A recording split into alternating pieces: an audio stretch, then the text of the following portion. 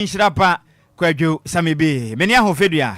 Adwoa Agyei Sikapa. Ye da ye ho, ye ba de kasebo nchire mo ankasa.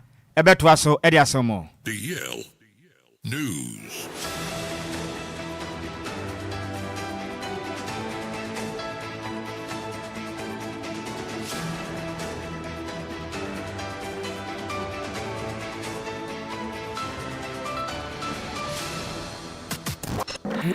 It's official. DLFM 106.9.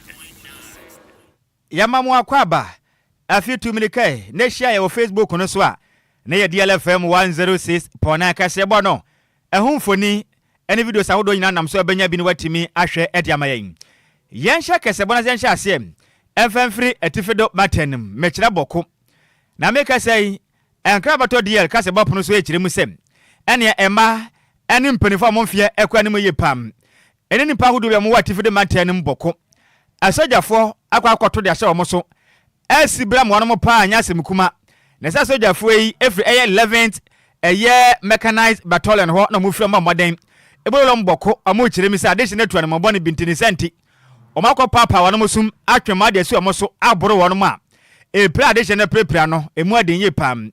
Na nka na kire mu sem. Osra ni bi. Addition mo boko ebo moden ekunu ye ya ewana no dwade atwam. Na ye obenem bosme na da etoso edu nson. Enfem premienu ni edonu nnum. Nipa ma no ma ni di hu de esi nyina kire mu sem. Asojafo endo ada anadwo estom. Chese ne boku kronum. Curfew no cause na so manfa curfew na fa anya hwe. Wo de odam so no ma ba mo sekrate. Wada na asore na bra na ye nu ni nkomo. Upia ya na basi we chen ya pew sane etetie bi ma ya se kire mu se nsem asi boko na de yamenum no kure ni. Atete ye pam. Na de she o ma president se amekese de ebi wana ne kotodwe na emu abu. Ebi semfe aka atoso. Obi sunu matuom na ho de matwa se hu. Na de she ne kire mu se bra o ma bro wa mo nne no. Enya se komo wira huye papa ne senti pere mo ma de mo ne visa de ye kono. Emu aya pam. Na mekese de so ma pepla no pere ma de de kopie mum. E wo vineyard eya aresabia no wo boko. Na Ghana fo beka na ya dwada. Obenem boss ma de to so nson. Enfim premienu ne edonu nnum. Ena nya na ntia se tuo bia to boko ne mpatem. Omukọ hwehwe mu a na mema emejise mu titimi ni mema ma. Asrafo ma ena bakufu akum wonom. Ena sojafo akire mu se hwe na mo bakufu sa na motem. Samo munsuro hwempo na se mbekum nipa. Na ye osre ni ene mu de antia break na de be ye motiam. Na nna ndo anadwo ade sha kwato ahye omo so asibe o mekase dido na prepare bi o de dezese no. Emu edin ye pam. Na asem member ogina mu edema ade sha mo eye Baduli Electoral Area. Ne den Raman Bukali Ejemre ene September kasa na okirem se ye medehye asem ye si emu ya pasa soja fon sha behwe kurema no no emu ya nti mpedifo ankasa na ekoso oboko na yamianim ne kureni amodwe ho a wonom enti ase odem sem sei ade tuja. The military invaded Azanga, especially one day at around 7:45 p.m. invaded the whole area and entered every house. They broke into the gates of every house that is not open. They enter and break into every room and they beat men and women in some instances. As I'm talking to you, there are several people currently at Vineyard Hospital with various degrees of injuries that have sustained various degrees of injuries as a result of the military brutality. So Azanga and for that matter one day was brutalized by the military from 7:45 up to 12 a.m. with several military armor cars and pickups that invaded the whole community. Eni awoti ye aya assembly member odema adesha wonu wo eye Daduli Electoral Area ne den Raman Bukali Asana ana ochirim sasem na si no emu eya panabla Facebook no so eye DLFM 106.9 na bla behwe bio kobrani achi pa sika Kwadwo menwa fasifo ni bi achi na da ho sa no ana aso ma draw leopard enya sem kumo me hu ye na me ka se bi atatu bi no mo ba be David be tattoo asem kura eye ma hwe ba ku hwe de da ho yi abowa kobrani achi DJ Omala ba modern na bia video picture mu kakra ma ye hwe ade na we de na chi no hwe de aye chesa draw ya kasa na no mo draw ma chi di ama wo na sabakofo no wo mo no minimo omo zuro hwe ana na bekum ni mpampo asabi osra ni we someone tell for there say ya. Because yes, me ya because the boy mo yankokura for mo nim hwe de asie mo nka ho. Emofra ene ma mo nka ho no bia ka ntokwa be ka wonom. Aba. Ko be na chi nam de aye. Oh, we de mo nka fra.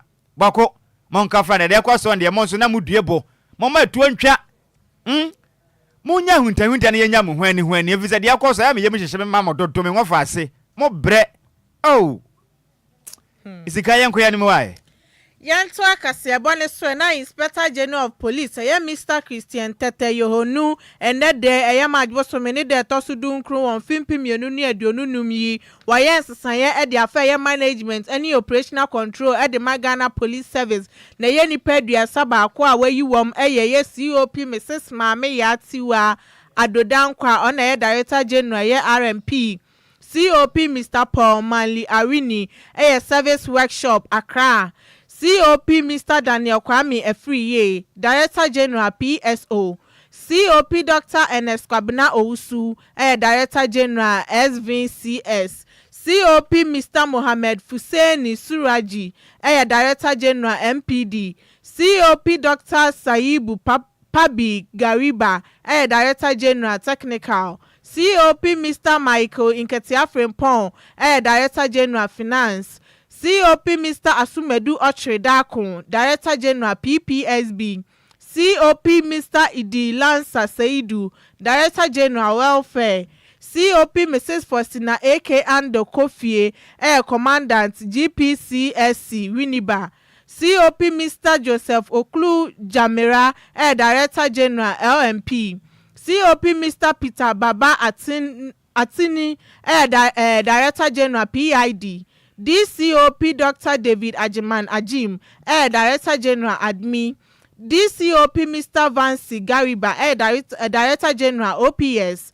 DCOP Mr. Sebastian Achu Wemega, Director General ICT.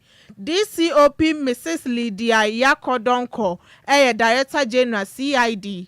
DCOP Mr. Duty Tuaruka, Regional Commander, Ana DCOP Mr. Eriken Winfo, Director General NAPD.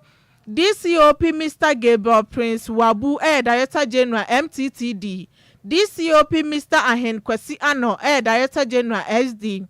DCOP Mr. Frederick Kofi Bragoji, Director General HRD. DCOP Mr. Frank Abrokwa, Deputy Director General CID. DCOP Dr. Francis Kwame Tidi, Regional Commander WNR. DCOP Mr. Abraham Akwe, Regional Commander CNR. DCOP Mr. Yo Dogbe Tetega, Regional Commander BR. ACP Mr. Wisdom Akoli, Regional Commander VR. ACP Mr. Joshua Copson, Regional Commander VNR. ACP Mr. Wisdom Lavo, Regional Commander NR. ACP Mrs. Grace Ansa Akrofi, Director PAD. C. Superintendent Mr. Solomon A. Kole, Executive Secretary, Edema IGP. And C. Superintendent Mr. Kwadwo Agyei Sikapa, Chief Staff Officer, Edema IGP. Na nipedia saba kuyi di oba Facebook ni so DLFM 106.9 ye di atoso a ubetimi aba be hwe omo ayi wo mu no IGP HSE o we hwe omo well power dwumedi odi ahwe omo nsane so betimi aye adwuma no etimi akọ nanim na nkraboy Grace Ansa Akrofi na Assistant Commissioner of Police Director Edema Public Affairs and Edibetuja. Yanto aka sebo se nkoso anyiremu wa court ensense mum na krachi bia wadi vinhia no aduasa enum o edwadini ne din ade Daniel Crantain dodo na asa na ne se nana amache make say yodi smart tudwa kiremu sem enya de wabomade homoden akwakotomfoni a efa Ahmed Swela Hussein nipa bi eje ne nkwade fe ne nsem se dabe nya de ono wakwakoko pie mu na ode ne mfoni akwakoma akane masibedwana ogina modema ade shamo Asen Central ne den edo ne nyamfo Canada akompreko Japan da asem wenya de bia sikram Mesa Crantain kiremu se ekese no sansa small brand na mountain so nya de anokra ba kumpo ewe mu kram na nkra no kiremu se amekese no Mesa Crantain Madina District Court ashe se ondam kakra no ondam custody free sem ne ho ebon ewu a eye Amerswale ewu no wuye no ne ho bom ye pam na kwadubofo e kire mu sem wo hwa brante a ne den ade Daniel Kranten adodo asademra ne sem na amachi ya Amerswale ni wei okan papa efisem ne mfoni ewa ne nchen ebie won so osanso ne eye akompre ko Canada ohina Japan akodi nkomo no akase na tena ya ne mfoni mpo odi bi koma no afenso amra aka ne nsɛmtwe ne wanya ne ba bi ekrom Amerswale ti asei ono mpo beka pray sɛ yenka nkyerɛ Ghana fo nyina nsɛm na danfo baako a ɔyɛ dwadini ne den ɛde Daniel Kranten ɔbɔ ne ho maden ɛtɛm no makasa ne foni ɛkyekyɛ de ma de hye bi sɛ wanom enkrontontwe ne kwa ɛwɔ mla sɛbe ɛnyɛ obi ada bɔne ne sɛnti ɛnam ho Canada Japan ɛnsɛ ka ne foni ɛde kwatena na 2 TV so ɛyɛ magana de hye nyina nyɛ bi Canada Japan kan sɛ de etie bia ne krachi wei ɔbɛkye no ɛmɛmra ne na di pam na kwadubofo na ekire mi sɛ Mr. Kranten ate sɛ yes insan bobo ba wa hwe ne yɛbɛkye na kɔto afiase pɛ ɛna okwaduro ɔfa apia ɛtu gyan yɛbɔ ne ho madi edwane yɛ ɛkwatena United Kingdom ɛwɔ fimpim mienu ɛne edu enkronom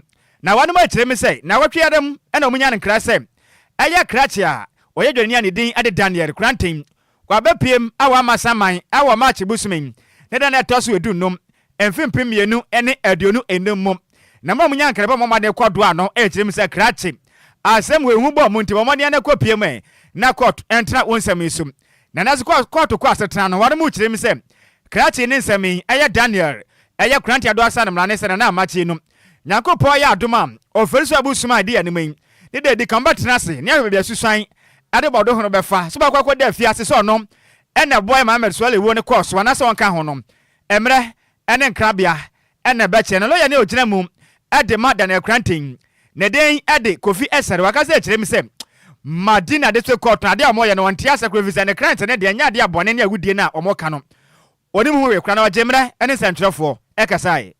What transpired is that police hurriedly put a charge sheet together. A charge sheet on an offense of murder. First, we're talking about abatement. Today, we're sprung up with a surprise charge sheet with one count of murder. And they prayed the court to remand our clients with no basis because we have nothing on our clients. It's just a multitude of suspicions and allegations and hearsays that have been put together. In the law, we never crystallized any evidence. It is just for someone's career to shoot up and someone has to go down. And that's what they are doing. It's just mere witch hunting. And we'll deal with it in the law courts. We are not media men, we are not journalists. We'll deal with it in the law court. So they put in, it's not even at the committal stage. The judge goes for you, can any Ghanaian be put in police custody? And you are a journalist. So the investigation is being perpetuity. We started this investigation in 2019. We invited our clients. We said we will come. And we missed out on one day. We come arresting me. We want a remand. I wouldn't want to say more. We don't want to go into details on it. Yes. You are coming back on the 1st of April. So we'll be here. What do you expect to happen on the 1st of April when you get the police said they would amend their charge sheet. As I said, it's symbolic. It doesn't hold any water. So we'll see what they come back with. And we'll see what the business of the day will be. He's a strong person. They can't break him. Any awoti ye a lawyer ni ogina mum adema dwadini ani den ade Daniel Kranten Adwoa bonomra ne say nana amache lawyer ne den ade Kofi Esere ana wote ne nkan Yanto akase bone so na minority leader ya Alexander Afenyomakin abebo aban ene eye Koforidua High Court so bo pa ewetimodin sema omadi edi etia eye mrahwebedwani ede ma akwete eye NSC Yakumi ana ochese eye ade Mr Kumi edi for pa esanse eye court no ede bench wallet eto ne so se nkombeche ne sanso na omuka che ne se omudi injunction ato ne so a enwo se okopiem ewa abra omusan eye mrahwebedwafo na emomonde wentie ana koye ewa abra na injunction no eto ne so nti eye Mr Afenyomakin chirema onde okasati awa na matu a eye aban ene Koforidua High Court no etu ne sanse omugu eye mrahwebedwani animas ye papa na endrada ana minister Muntaka Mumbarak edi betu dwasa ye national security operatives for ne de yade a de court no ede show munsa na ye dwumedu ade ma wo eno ana mo koso omo kwa kodi na emom enye so mo a ede omo peye mra kwan so ana mo fa ana Mr Afenyomakin say say aya aban ne ma obi adwuma se kwana koye ahwe say adwuma no ade ma on famra kwan so ansa no wakwa akoye esa sa de nti na wo se motoa eye Mr. Kumi wani mpesua so ekoha no amode eye pick up ekosisi ho no monam ahoden so eche no ede ni kotu afiase de mo ye de mo anya de kra no no wayem eye minority leader de obebo modin asa pepepe yo ebeko ede ama Mr. Kumi. We found it very strange that the minister justified the actions of the National Investigation Bureau. Clearly, there is collusion between the government and the High Court Koforidua to use their own set of laws in our country. How can the minister tell us that the court order could be enforced by the National Security Coordinator's rep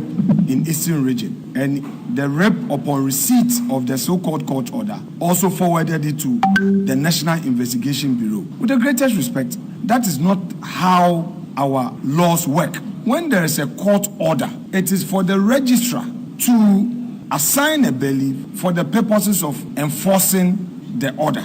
This was a situation where the Supreme Court had already frozen the enforcement of that order. So for a week after the ruling of the court, to hear that now state security operatives were harassing the member of parliament in his constituency, but for the intervention of his constituents, they were armed with pickup vehicles, and in fact they actually pulled a pistol on the MP, trying to threaten him. 106.9.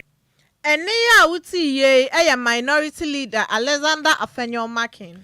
Yan to aka se woni monwura mwe e wasofo no e na hwe omanga na yen sase oduma ko agapade ode adome yen efuma gudie eso onu kwera nso na yemese badwandi ma adehia wonom ewo elembele na den ede Emmanuel ama kofibua ade sem ede atudwa e kirem sem Ghana fo adehia abandada e ma mutumikrate dutu fuma gudie mekire small scale man ni bi e wo mpotem ahodo no so de mamo ope ni ma bosome ne da tosonson echi kwa ne dia wagine nya dia frame ze free neko enya adwuma bia mukram na mra ba no homaden efensem twefo hia na wokasa wonne obenim bosome ne da etaso odu nkron emfim pemienu ne de nunu mu no ena Mr. Boa kire musem ha adwinye pase ne yato abawi achi na Ghana man peni dada na danga gufu ado atuma se satim krata ade ma de hyem mukotu fu magude keke ense Ghana yensu ene akwa ne mahodo atwa ho ahia okyerem se nkwaye kura ne senti enkrata no tumi no wagine nyina de afiri won nsem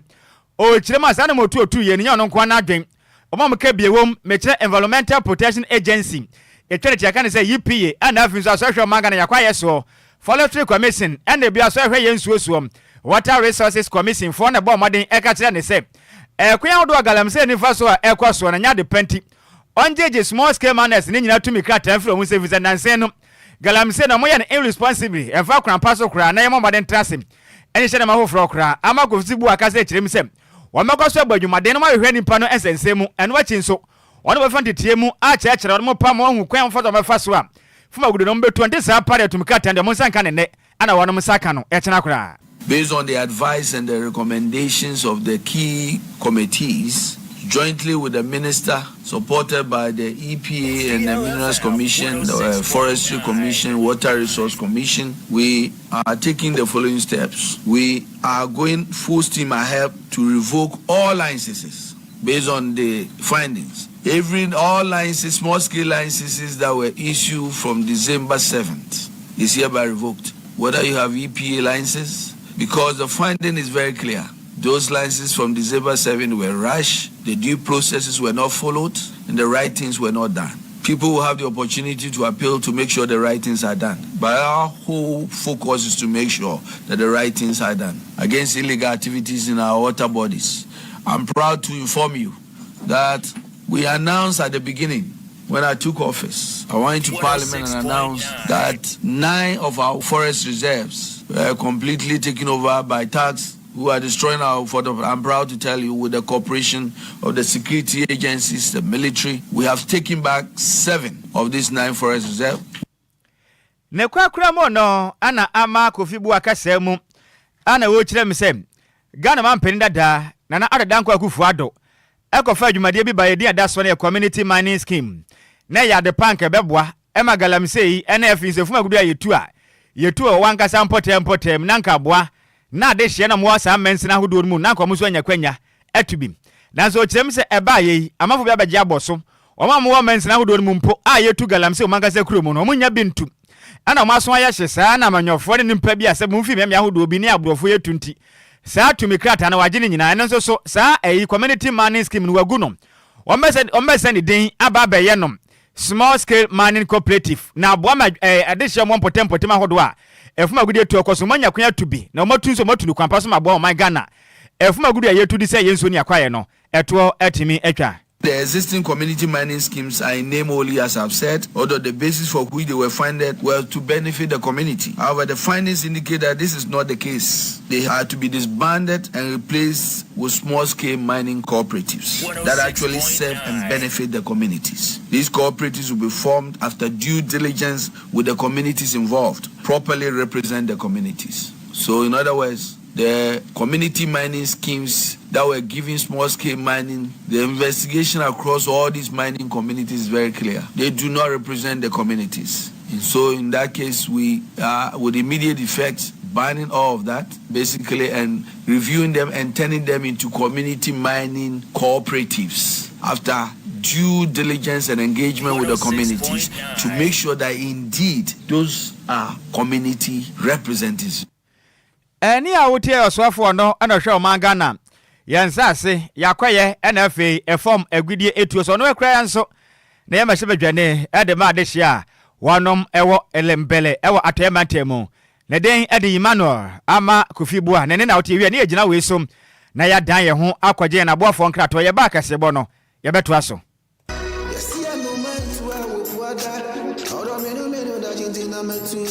Makwantu ohunsam aye medadwen nanso meyansam tronenti menya adagye ye hwehwemu ekohu Sunday Sam's Consult na wonum nti ende metimi ba menya abrani adagye ekenkan ye investigations about womo ana mehu se wo apply for visa assistance a emfeli efri se wonum ewo track records madanse die nie ma menintrel Sunday Sam's Consult edi Britia webi ebeje wo visa amawo se wo United Kingdom, Canada, Dubai, Poland, Croatia, Nafe Kradia, Serbia, any Greece in so abeka ho work permit etchere. Ma mentre wo mo etchere kwan. Sunday Sam's Consult ewo Ofanko barrier, Asofan, our Ben Wise Park Hotel, ewo Asofan New Station hono Phone number 0244 291546. Email address nso samuelowusu626@gmail.com. Yeti ehudi enti, we connect dreams with opportunities. Emanenye wadwendwen, frɛ wonom na nso bedi adanse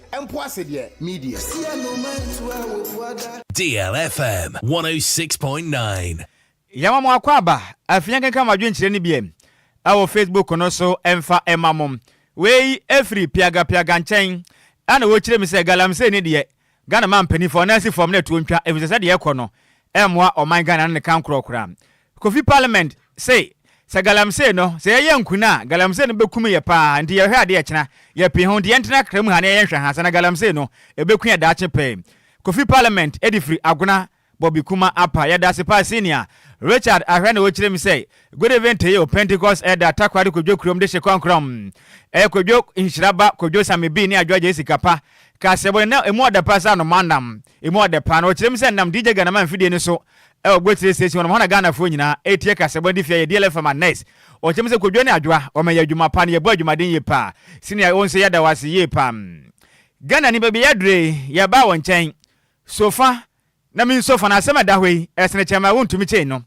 ne nyina ne se yango fa se omowo ayi bokwi akwaje temakokum osre ni ma mekese no omakosi bram wonom omakọ hwe wonom o hwetro ebirimachi ya papa ebimu da yaresabia na asem se Ghana ni wote ya na sempa na ya woyam eyewom wadwen kira wasem we ho no any saying 05340 50199 ana 0593 0593 4065 05345019 05934065 unu anam na dahwe omachi nyina papai oka de na ade fa ho hello majo ba to ya wafa droba ni aso yo ni ani hey droba Dixon bada kwa chima du close na mente anumre na prefin hallelujah mpaje bisu na wo so soja ninu den na waye ntia wo bo nukumenu ene de asat na no bibia meto dwa de kura wo ye na nso no ne mpotem ho no e oboko e na omaku no ke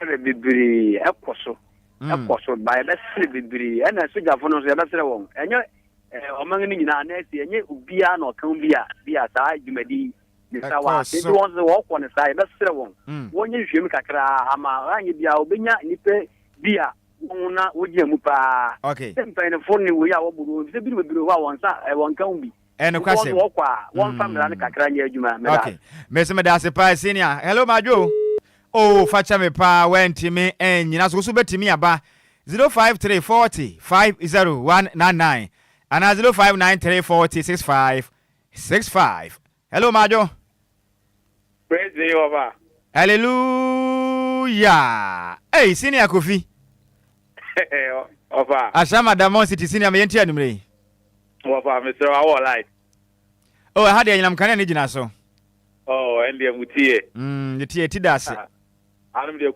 we kumbo we de kafra monkafra shama ne mpote monkafra pa ofa ade akosu ide arewo ujani okobo ban yo yekunu eti ntokwa na omukunu eye den ebe beba asemo enti we yekunu su ebro no hunu say ye normal na obe ehwe amakwohwe omo sa no hunu say ye normal on ofa nimpo de ehwene de sua hey we ye bra maso mama den chiro bo ase very good ine de mo no omo bi wo wa ube mate do be si ewia so hatawa aha Kofi ma we da se pa hwe ampo yangupo nhyira de wadwe nkyire hello bajo ya ja wofa awa fe we di na bia kasa free wofa fe me ya na kasa free ma ya ebri mama me yenti animre wofa mi se bi sase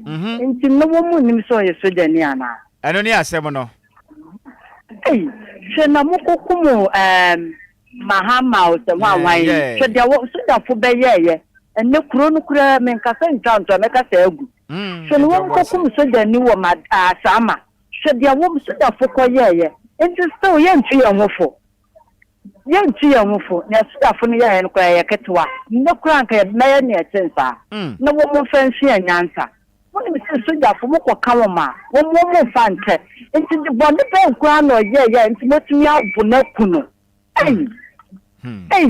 wọ́n fa ní àwọn ọmọdé ayé wọ́n kura rẹ̀ sọ wọ́n mú ọmọ kùmù nọ na nkọ́ ọ̀fọ̀ sẹ́ ẹ̀ wọ́n mọ̀ yìí o na bùsù àfọ̀ ẹ̀yẹ wọ́n mọ̀ yẹ bí kọ́ ọ̀nà ọ̀ṣọ́ obi ọ̀nà ọmọ òbí nsá kọ̀ nànú nti na sójà fún yẹ ẹni kura dẹ̀ kẹtùwà wọ́n mú yẹ ní ẹ̀sẹ̀ nsá kura. mẹdàsí bèbèrè mama ẹni wà jẹ́ nkyẹn ló máa jọ. mẹdẹ oṣù ọfà pọ́ńbọ̀kọ̀ díẹ̀. yàmi àdùnmọ̀ wọ́n fẹ́ fún mi ni. Ofa fumu ni anadi ebisemu wo kanesi afi na me kwada nsoma champion me yenti ofri kanesi ne potem ofa e de Ghana fo de tese yem pasi ebesua de kakra kura ya fi edi o ofa ya metimi akata wanza o mu mfra yekurum fo de be mekan o jange we fa atiase o mfa be mekan ho mo why no o nchira o bi kakra o tietia o mu mfa be mekan o medasi bebe ya tunta medasi senior you hello bajo ya mi adom de ato ye won fa se wo boku ni o semo na bomuru mama yenti o na de sisi estre asuza ko do me senkraman estremo anu me be fi wa Ghana ho am fi ni be dia ko je te bru mi am ya shi estre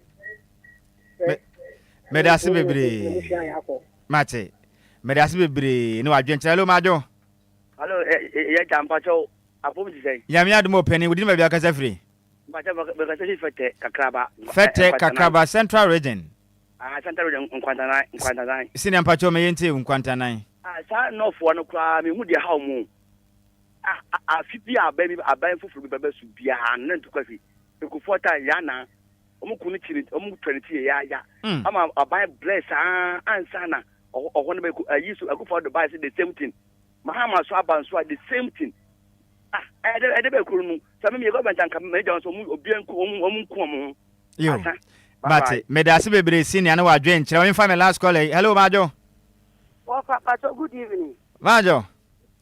Majo. Bibia boko de. Sammy Adwoa ne mumpai bo na mo so e. Ya me adom de ato yen wo fasifo ni o. Yo, ye da bokofo ase. Ye domo ase pa. Ahine ne sade ko de mo ji wo mu. Enu nti obi di sie. Ya so ya suma ne so mebo mo ban. Na so mo anya akuma dindin. Etinya kuna atene dia. Enya nyina mi se a hoya. Wo mo nkonkon hwe mu ye. Wo mo sepa mo mu nam nyina ngiringira mu ye. Na me je me so je ne sisi akwa ka medurko no so. Papa me da se pa kwala ba ku o se wo mpene hello majo. Good evening, Abigail. Yes. Hey, Natty say. Ya me adom mete won ka chepa fa me pon numre. Okay, back for we impomeni e kan se momo bomu pede minini ya adwin. We imponu esa. There was so many women part of the 5 times. Hey. Because see a do. Oh, you can say ujo bibini kakre the normal. Obey your pay. Now I say. Mati. It's when no ever side in me free. Okay.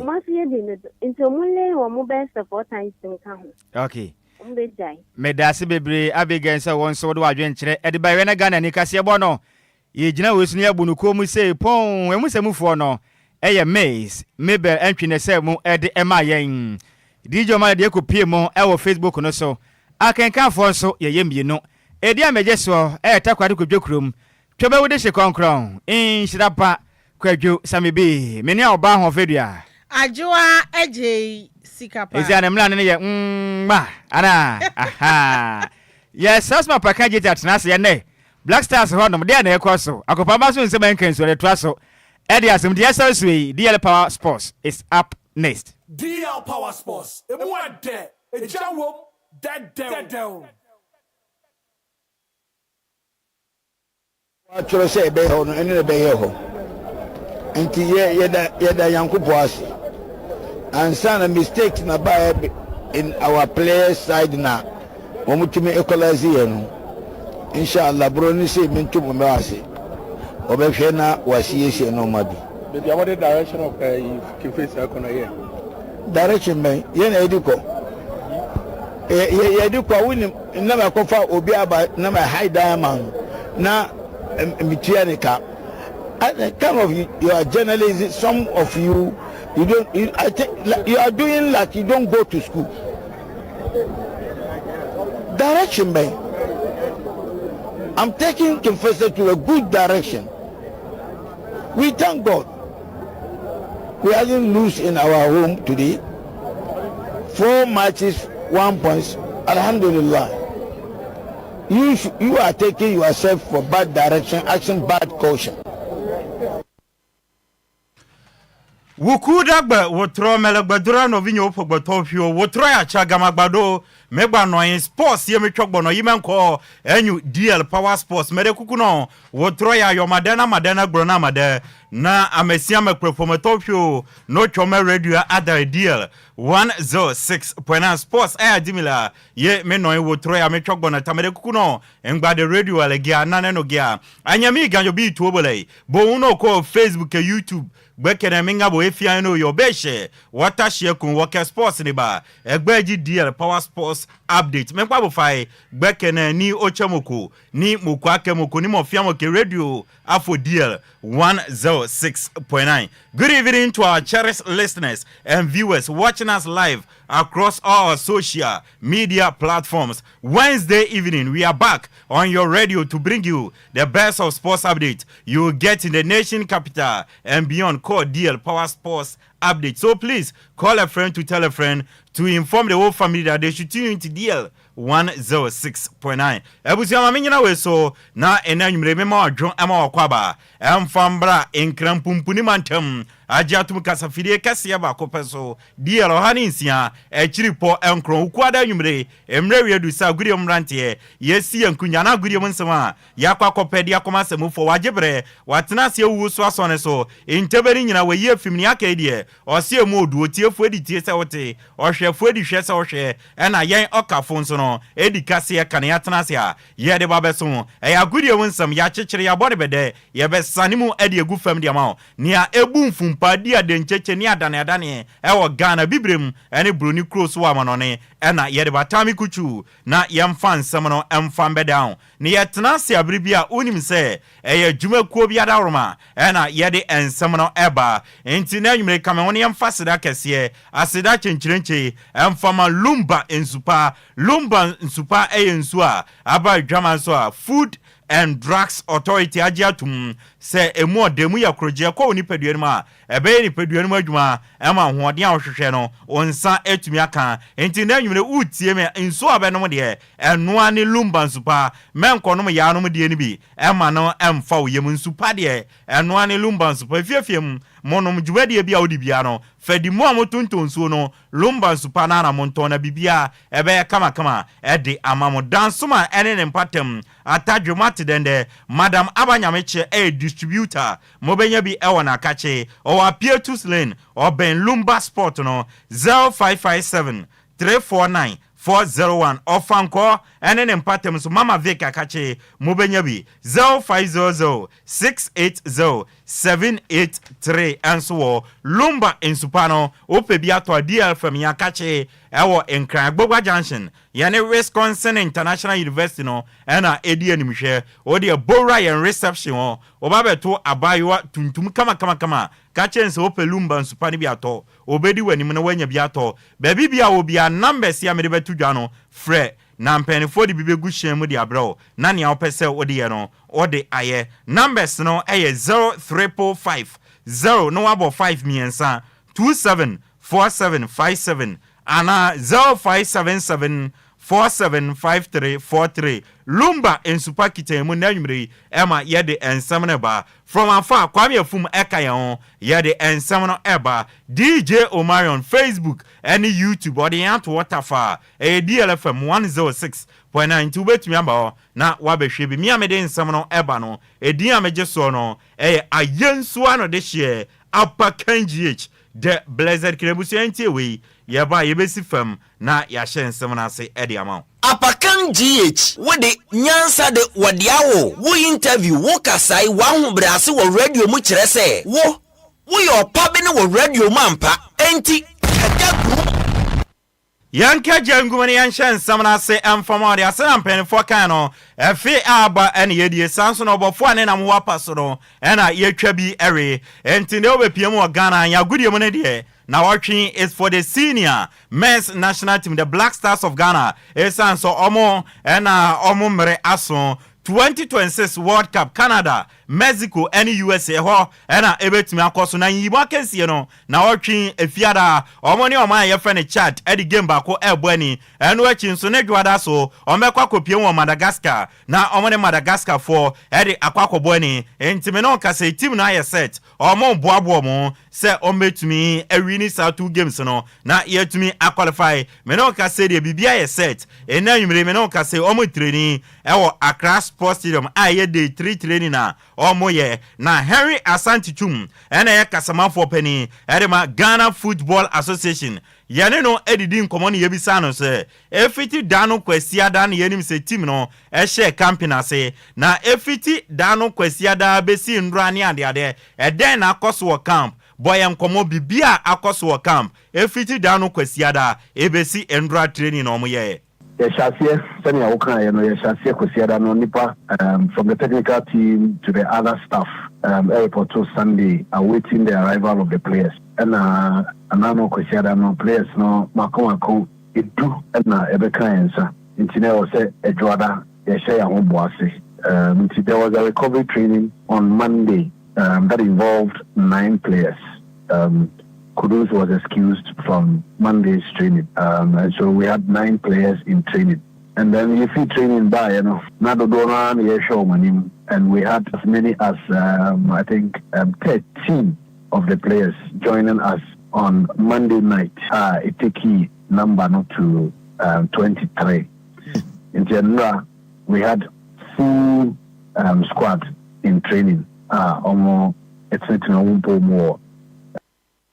Henry Asantichum, we efiti kwesiada na ebabesi endra ni akoso camp nyina o de update no de amaye na ene ukuada ne team no routine etisen fiti anopa na babesi anwumre ni ade mu team schedule routine akasa etisen eno so boye nkomo Henry Asantichum Anopay as the program of the day suggested yako yedikai morning meeting and manchero do na so echi normally excuse you from morning meetings because I'm sorry how much you break you fast and I also sign that until Sammy Adwoa Agyei there is lunch in the afternoon and then at 5:30 we will go back to the stadium for training.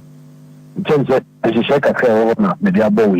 of health conditions and what have you there, everything is fine. The normal knocks, the normal bits and pieces staying back from their club sides. And that is what the players have reported. Sunday or so then the physios will check, this is Kaka. But apart from that, everything is okay, and we are in high spirits, waiting to finish today, tomorrow, and then we'll play on Friday. Henry Asantichum kasama for penny Edema Ghana Football Association and our boy and common yakoso our blasters camp nyina ni atofam nyina no ode ehon komo ede amayeda sujina Black Stars akache dia Oto Ado coach Edema Black Stars of Ghana na yebisasi yakobo game weo Ghana fo nshada ni jidi omu Afcon went to me amfan yan qualify amfan kone den na oka eno se ese edi bibia tu yanchi na ye start afresh na we no a new year we so no a different competition na ye bo qualified yako enti yamfa ne yesine tu yanchi na ye starting afresh na team no a very good position obetimi qualified yako World Cup no ne yane se ye beba together as a team na yakan yantuma boani na ye bibia se ye na 3 points eda yenim against Chad ne yeje sene be beboa na World Cup ne yebetimi qualify ede ako. Ghanaians always want us to win. Surely it was a big disappointment, but like I said, for us, if I could turn things around, I would surely do that. But we have to look forward, and we have to start fresh. It's a new year, it's a different competition, and we are in a very, very good position, and we have to really come together as a team. We just have a few days of preparation. We have to surely also look a little bit back on the mistakes we did, but then also concentrate on our strength. We have big possibilities, and we have now, I think, a big possibility to take 3 points, and we have to do everything we can to ensure that. Oto Ado coach Edema the senior national soccer team, the Black Stars of Ghana and Awatin in Kano. Honorable Idi Kofi Adams, member of parliament Edema Boom constituency Sanso and minister of sports and recreation and also Eddie Nkomo and Rambro Kopiemo our Black Stars on training grounds our Accra Sports Stadium. Now Honorable Idi Kofi Adams added to team no enim say throughout these 2 games Omobabona Ghana for yet omachi pampin intima omunsuro na over the African continent iswa there is no better place our continent iso than Mnante na Otuado atun sadia from no enti some mentality no and omfan show madwemo emfan ko game no na Ghana for nyina no eta omachi ne be koso ata omachi se bibia be koyi ede awam Honorable Idi Kofi Adams. Well, like the FA president said, we were here yesterday and we are here again today. We're going to be with you all through. As I told those we met yesterday, there's no better player on this continent and beyond than those of you here.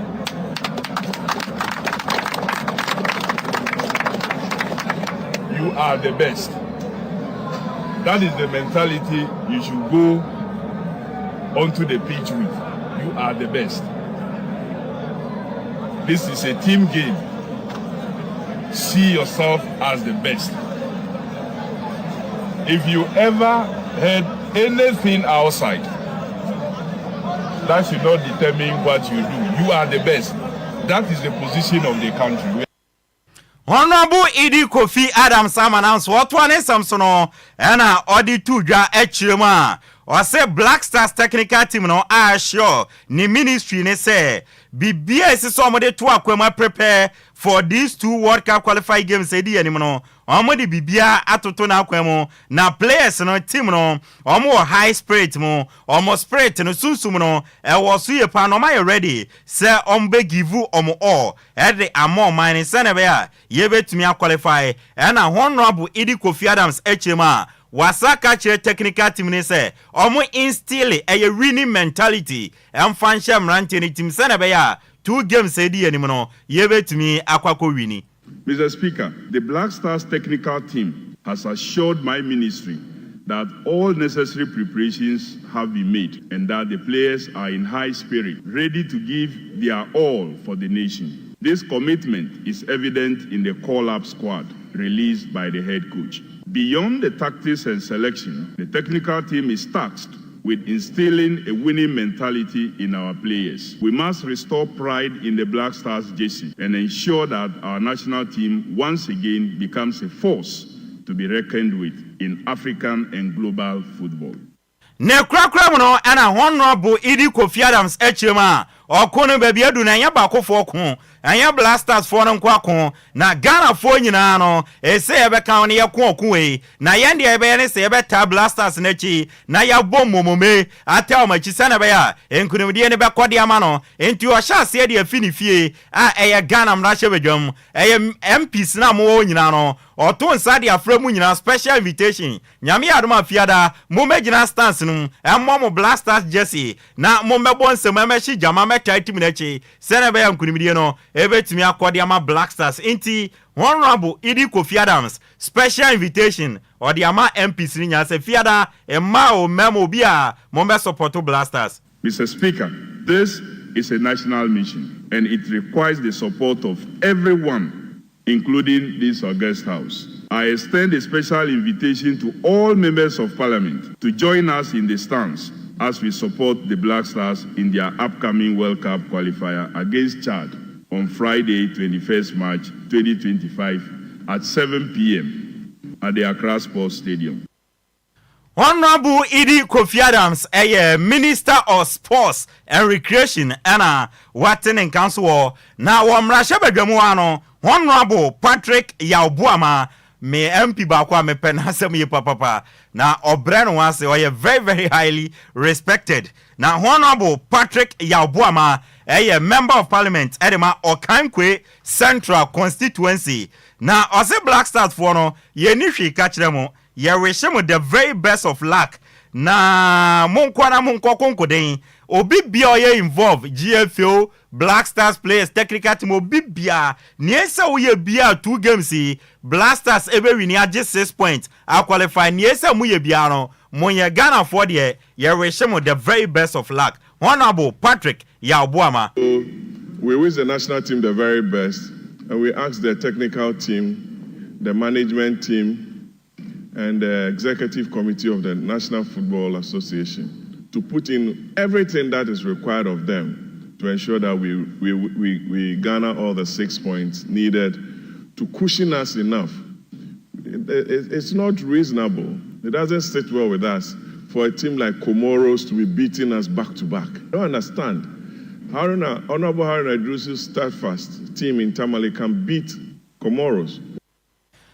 Honorable Patrick Yaubuama Tuanen Samson or the 2 just 2 games here. Yekwakobo against Chad. Eye fiada na Adwoa against Madagascar no. Yemfanye turning point. Emfama Black Stars say for some years now no. Black Stars performance nye. Bono mu bonankasa nyefe. Result enso Emma and yedi sikatwitwiri die taxpayers money. Edi asha Black Stars no ma sebe. Emfam faso obi emfam ren. Enti sa 2 games ya mukwakobo ne die. otumofo moma nye turning point and former Black Stars no. And for some time now, Ghanaians have been bleeding with the performance of the Black Stars, given the amount of money we've been spending on our national team and the kind of results they produce, Mr. Speaker. This should be a turning point in the life of the national team, the Black Stars. I've seen the list from the coach. I've seen the arrival of some of the key players into the national team, who are playing Madagascar on Friday. Madagascar, Chad, Friday, and Chad on Monday. We expect the team to deliver all 6 points to give the nation some hope that they are serious with regards to the investment and the emotions Ghanaians attach to the national team. Honorable Patrick Yabuama, a member of parliament at the Enquiries Central constituency, Baba Sadiq Bosono, na watenenka, and so ewo honum. Na Honorable Haruna Idrisu, and so ye education minister, and a Tamale South, omo MP, enono, na oseoba local level no ewa Ghana ha, officiating enye, and I am pitches a bosso bono, a very poor yamankoye, na GFA for no question ba kupe bisamo. Sa sikana Ghana yakobo competitions ni adia eba, any scanner FIFA deba FA wono. I am modi scanning yeden, and a pitches ni adia ya basa okrodium muntumi fancy. In fact, enye. Into Honorable Haruna Idrisu say GFA for no, obisamo scanner eba wono, edena modeye. Local level, Mr. Speaker, officiating is poor, not the best at all. And the pitches, Mr. Speaker, let me share this with the minister. Currently, I use Tamale Sports Stadium, Ali Muhammad Sports Stadium as a venue for Karela. Even the field, it is not the state, not the National Sports Authority. We've had to fix it for our purposes in order to meet the minimum requirement of the GFA in order to use the pitch for purpose of our competitive football. So that's why I say that you have to have a lot of interest. The GFA, where are they spending their money on? You must raise those questions for every tournament. Mr. Speaker, even just participating, you will marvel how much money Ghana will make. And the Honorable Haruna Idrisu said GFA for no, obisamu scan ba no, and then namudi scan here, and the trend say mobile be no, and so on. Ne krakra mo no, na yes sorry so no. Honorable Haruna Idrisu said Massa Blasters for no, Apu child for we, Omasa bruta we no, there's no excuse. Monkwana monkwashamo, mamo ma enkobo dronko lusu, my excuse bia. There is no excuse. Monkwana monkwasha child for no. Now for some time now no, Ghana yen reputation, ewo football mono, aton swomu tamanyama nkwe, ninyirane se indiscipline awodwo, ena yedanedi, ena amayen football no, aton swomu tam. Enti there's no excuse. Monko na monkwasha child. Honorable Haruna Idrisu. So, Minister, we have no excuse against Chad. Our reputation in football have waned over the years because of the indiscipline. I'm happy you have shared with me that you want to activate school sports and school competitive football. That is where talents are.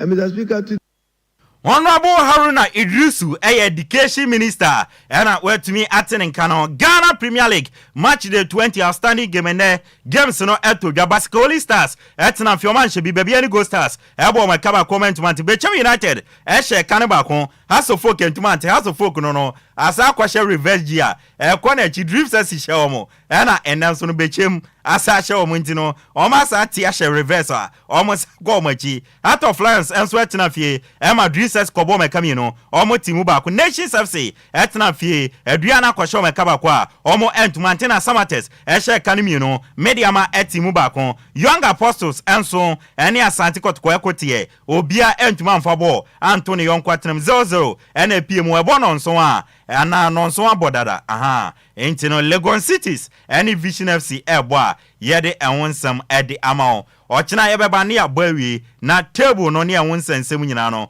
yede amao tew na yenkona zigibi and take you over there CAF yes 2026 World Cup na yebebo no qualifies ashase dada na meno ka se one game atodwa Eswatini anchebi sanso na Cameroon anchebi na afenso Liberia atenafie ema Tunisia akobo mekaba akwa omo entumi ante na afenso no Central African Republic Ghana yen group no omache Madagascar ana Madagascar ache Central African Republic abomeka poli and 9 ema Central African Republic atimu baako enti Blasters for mutia Madagascar share 4-1 against Central African Republic enti Friday mu ni excuse bia esa mo she enti Blasters for muntie say na group na akoye Madagascar huri abedi kan omo 10 points Comoros abeto sumienu 9 points Ghana yetosu miensa ye 9 Mali tosu 9-5 na Central African Republic etosu num omo 4 Chad etwatwa omo 0 enti Blasters for no Friday moon nimna mkototo papa so ye ne mo wokroma mo bete e wokrodue man so Raul Asensio center back edema Real Madrid abrante no oni Bob Bobrito fi Spain me no ka se Real Madrid for ene no etwetwe nkomo so on standing the contract na nkomo twetwe no edu akiriye pa enye asem keto akora enso so ewo UEFA a confirm sa Atletico Madrid stadium a ye friend Riyadh Air Metropolitano Stadium no UEFA Champions League Final 2027 eno ena ebe host wo wa yede enwonsam de ama ne yegina so na agudie mu nsam yede bae no yede asi ne aka chi bia yede kwahye fridge mu nyame yadom no chena ye ba yede ebebrew Millicent Ekuyaboa Lampard minchiao obrempon ado Paul ado minchiao ahofebe minchiao ena Prince Johnson mikofodu ya brother osanso ye me ayesu anusumu brother oye adwuma o multimedia Prince Johnson